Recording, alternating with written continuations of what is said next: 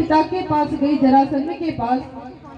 जरासंध ने 23 अक्षौहिणी सेना लेकर मथुरा पर चढ़ाई की, 17 बार चढ़ाई की, परंतु 18वीं बार जब आए तो सभी ब्राह्मणों से कहते हैं, महाराज इस बार मुहूर्त यदि मेरे पक्ष का नहीं निकला तो सभी ब्राह्मणों को कोलू जैसे बैल को पीसते ना, कोलू चलाते हैं, क्या चलाते हैं उसमें, उसी तरह से तुम्हें पीस देंगे। महाराज ब्राह्मणों ने भगवान से प्रार्थना की, हे गोविंद हमारी रक्षा करो।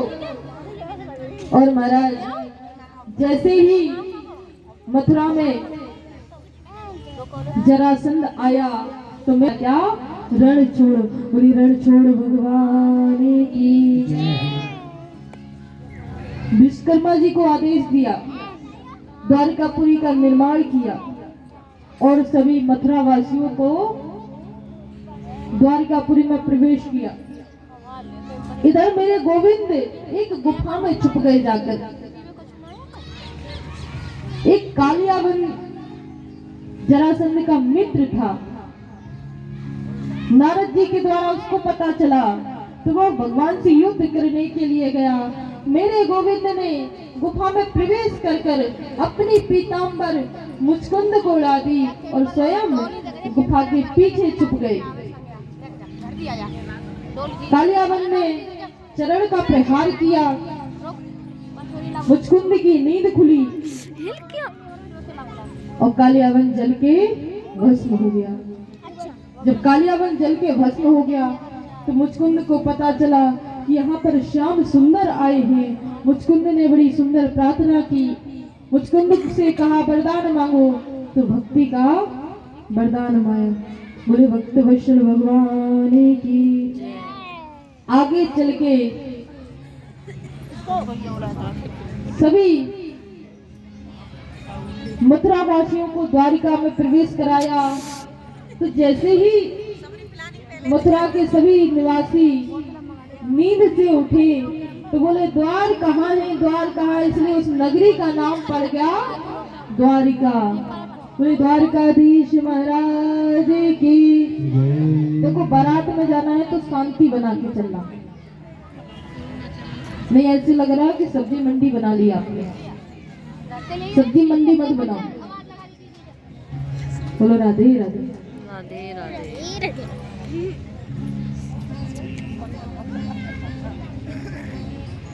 प्यारे, रेवत देश के राजा की पुत्री थी रेवती। रेवती का विवाह बलराम जी के साथ हुआ। अब बलराम जी का विवाह तो हो गया महाराज। अब कन्हैया बोले अब तो कोई चोरी वाले आएगो, देख भी छोरा है तो मैं बचो ब्याह के आज मेरो ही ब्याह हो गएगो। तभी एक पंडित जी आए। पंडित जी आए रुक्मणी जी की चिट्ठी लेकर। रुक्मणी जी की चिट्ठी में लिखा था कि यदि आप नहीं आए श्याम सुंदर तो मैं अपने प्राणों को त्याग दूंगी, परंतु शिशुपाल से अपना विवाह नहीं करूंगी। नो। रुक्मणी के भाई थे रुक्मी। रुक्मी ने अपनी बहन रुक्मणी का विवाह पक्का कर दिया था शिशुपाल के साथ। अब शिशुपाल के साथ विवाह तो पक्का कर दिया, परंतु उनके यहाँ एक नियम होता है। क्या? अच्छा, आप लोगों के यहाँ नियम है कि शादी से पहले हर कन्या पूजन करने के लिए जाती है कात्यायनी माता का। जाती है कि नहीं? किस किस के यहाँ जाती है? हाथ उठाइए। तेरे जाती। क्यों माता का पूजन करने नहीं जाती है कन्या? माता पूजने जाती है ना महाराज। तो इधर चिट्ठी में लिख दिया कि हमारे यहाँ नियम है कि माता कात्यायनी का पूजन करने के लिए जाती है कन्या शादी से पहले। यदि आप नहीं आए तो मैं ससुराल को तो अपना पति नहीं बनाऊंगी, लेकिन अपने प्राणों को अवश्य त्याग दूंगी। महाराज, हमारे गोविंद तो बड़ी विडंबना में पड़ गए। क्या किया जाए? गोविंद ने रथ तैयार किया, पंडित जी को रथ में बिठाला और जैसे ही कुंदनपुर जाने लगे तो दाऊ भैया बीच में आ गए। अरे लाला, तू कहाँ जा रहे है? बोले महाराज, अब तो हो गया नमो नमः स्वाहा मेरा। अब ये तो बता नहीं सकते कि मेरा ब्याह हो रहा है, तो मैं ब्याह पक्का करने जा रहा हूँ। अब क्या बताएं दाऊ भैया को? तो बोले दाऊ भैया, कुंदनपुर से निमंत्रण आया था ना विवाह समारोह का, उसी में जा रहा हूँ। अरे महाराज, हमारा लाला बड़े होगा, हमें पता ही ना है। चलो लाला, तेरे संग सैनिकों को भेजू? बोले ना, मुझे सैनिकों की जरूरत ना है, मैं तो खुद ही चलो जाऊंगा। परंतु दाऊ भैया ने आदेश तो दे दिया, मेरे गोविंद चल दिए कुंदनपुर। इधर दाऊ भैया ने भी पीछे से सेना तैयार कर ली। क्यों महाराज, युद्ध की बारी आने वाली है तो सेना तैयार करके रखना चाहिए, पहले से सतर्क होना चाहिए। भीष्मक राजा की पुत्री है रुक्मणी जी। रुक्मणी जी बचपन से ही कृष्ण को अपना पति मानती थी। इधर जब मेरे गोविंद आए तो किसी ने स्वागत नहीं किया, शिषपाल ने भी स्वागत नहीं किया। शिषपाल तो टेढ़ा मुंह करके बैठ गया। अरे महाराज, ये आ गया ना तो हमारा काम बिगड़ गया। इधर भीष्मक राजा ने मेरे गोविंद का सुंदर स्वागत किया। आज मेरी रुक्मणी जी गौरी पूजन के लिए जा रही है, माता कात्यायनी का पूजन करने के लिए जा रही है। कुछ सखियां उनके साथ में जाती हैं। जब वो जाती हैं तो ऐसे थोड़ी जाती हैं, आप सब भी गाएंगे हमारे साथ। देखो, माता का जब पूजन करने जाते तो माता को मनाते हैं कि नहीं मनाते, बताइए।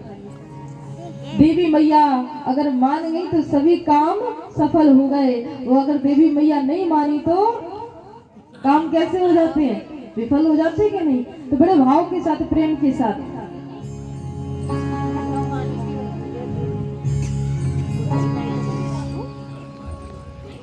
जय जय गिरिवर राज किशोरी, जय जय गिरिवर राज किशोरी, जय महिष मुख चकोरी, जय महिष मुख चकोरी, जय गजबदन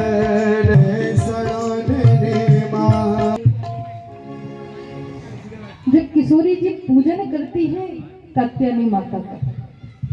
किसका पूजन करती है? कात्यायनी माता का। और दर्शन वो किसके करती है? श्याम सुंदर की। वही हमने आपको समझाया था कि आपके इष्ट कोई से भी रहे, आप देवी को इष्ट मानते हो, पूजा भलाई आप शंकर जी की करते हो, आपको दर्शन देवी जी के ही होंगे। तो प्यारे मेरे गोविंद, जैसे ही गोविंद को याद किया, मेरे गोविंद आए, मेरी कात्यायनी माता का पूजन करती है रुक्मणी जी को। मेरे गोविंद ले गए, बोले ले गया, ले गया, ले गया, बोले कौन ले गया, बोले द्वारिका का छलिया ले गया, बोले द्वारिकाधीश महाराज की। जांदी को लेकर के आए, बोली द्वारिकाधीश भगवान की। देखो, द्वारिका का छलिया तो ले गया, पीछे से कौन दौड़ा? रुक्मी दौड़े युद्ध करने के लिए, शिषपाल दौड़े, रुक्मी का युद्ध हुआ, रुक्मिणी को बंदी बना लिया। मेरे गोविंद ने, दाऊ भैया ने आके रुक्मिणी को छुड़ाया। रुक्मिणी से कहा कि तुम जाकर अपनी बहन का कन्यादान करो। भीष्मक राजा ने बड़ा सुंदर विवाह का आयोजन किया। इधर मथुरा में,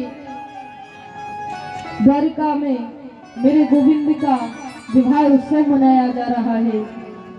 तो सभी द्वारिका वासी बड़ी सुंदर सुंदर तैयारियां करते हैं। देखो, जिस जिसको कन्यादान लेना है बड़े शांति पूर्वक कन्यादान लेना। मेरी किशोरी की छोटी सी है रुक्मिणी जी, कोई तकलीफ मत देना रुक्मिणी जी को। बोलिए रुक्मिणी रमण भगवान की जय हो। आई द्वारिका में ठाकुर जी लेकर के पहुंच जाते हैं। विवाह की तैयारी हो रही है तो सखियां माँ रुक्मिणी को मेहंदी लगा रही है। आओ मेरी सखियों मुझे मेहंदी लगा दो, मेहंदी लगा दो मुझे ऐसी सजा दो। मुझे श्याम सुंदर की दुल्हन बना दो, मुझे श्याम सुंदर की दुल्हन बना दो, मुझे श्याम सुंदर की दुल्हन बना दो, मुझे श्याम सुंदर की दुल्हन बना दो। आओ मेरी सखियों मुझे मेहंदी लगा दो, आओ मेरी सखियों मुझे मेहंदी लगा दो, मेहंदी लगा दो मुझे ऐसी सजा दो, मेहंदी लगा दो मुझे ऐसी सजा दो। मुझे श्याम सुंदर की दुल्हन बना दो, मुझे श्याम सुंदर की दुल्हन बना दो, मुझे दुल्हन बना दो, मुझे दुल्हन बना दो, मुझे दुल्हन बना दो, मुझे श्याम सुंदर। श्री राधे, आप सभी लोग बड़ी तालियों के साथ स्वागत करेंगे। सर्वप्रथम रुक्मिणी जी द्वारिकाधीश के गले में माल्यार्पण कराएंगी। ओम मंगलम भगवान विष्णु, मंगलम गरुड़ध्वज, मंगलम पुंडरीकाक्ष, मंगलाय तनोहरे। आप लोगों ने तालियां कुछ कम ही बजाई है। बोले द्वारिकाधीश की। रण ले जावे जब रण ले जावे तो भावरी